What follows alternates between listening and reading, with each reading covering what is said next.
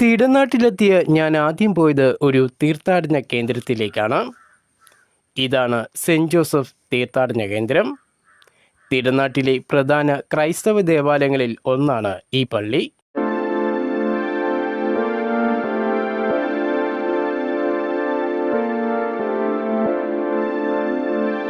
പള്ളിയിലേക്ക് കടക്കുന്ന കവാടത്തിന് മുമ്പിൽ വലിയൊരു കുരിശ് കാണാം. കവാടം കടന്ന് അകത്തേക്ക് ചെല്ലുമ്പോൾ പച്ച പുൽത്തകിടിയാണ് നമ്മളെ വരവേൽക്കുന്നത്. ഇരുവശങ്ങളിലും തെങ്ങിൻ തോപ്പുകളാണ്.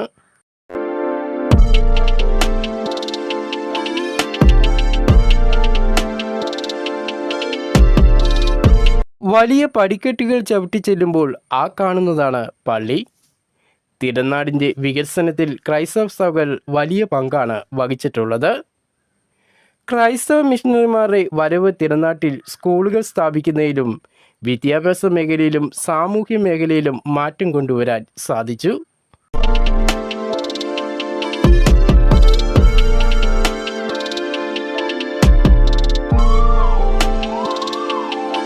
ഇവിടെ നിന്നുകൊണ്ട് ഞാൻ പള്ളിയുടെ കവാടത്തിലേക്കും ക്യാമറ തിരിച്ചു. പള്ളിയിലേക്കുള്ള കവാടത്തിൻ്റെ അടുത്തായി റോഡിനോട് ചേർത്ത് ഇവിടെയായി ഇങ്ങനൊരു കുരിശുപള്ളിയും നമുക്ക് കാണാൻ കഴിയും.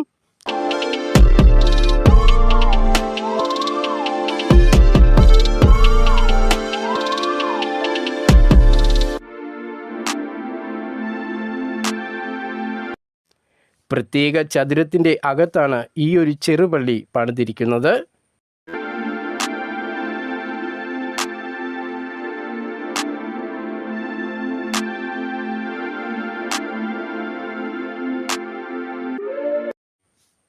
കുരിശുപള്ളിക്ക് പുറകിലായി അങ്ങകലെ അതാ പ്രധാന പള്ളിയും കാണാം.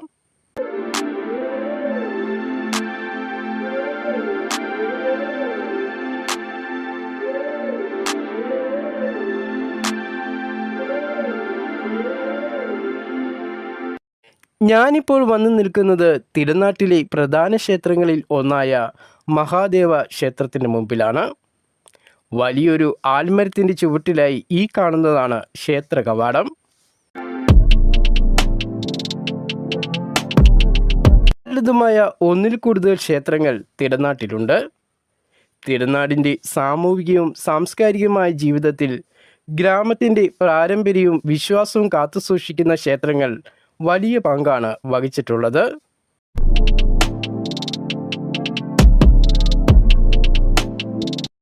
വലിയൊരു മരത്തിൻ്റെ ചുവട്ടിൽ ആ കാണുന്നതാണ് തിടനാട് മഹാദേവ ക്ഷേത്രം.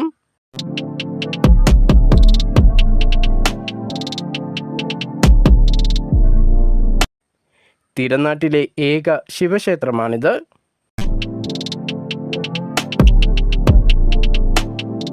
വിശാലമായ ഒരു മുറ്റമാണ് ക്ഷേത്രത്തിൻ്റെ പരിസരത്ത് നമുക്ക് കാണാൻ കഴിയുന്നത്.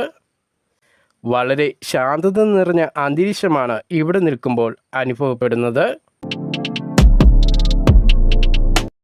തിടനാട് ക്ഷേത്രത്തിൻ്റെ സമീപത്തായി ഇവിടെ ഇതാ ഒരു ഓഡിറ്റോറിയവും NSS കരയോഗത്തിൻ്റെ ഒരു കെട്ടിടവും കാണാം.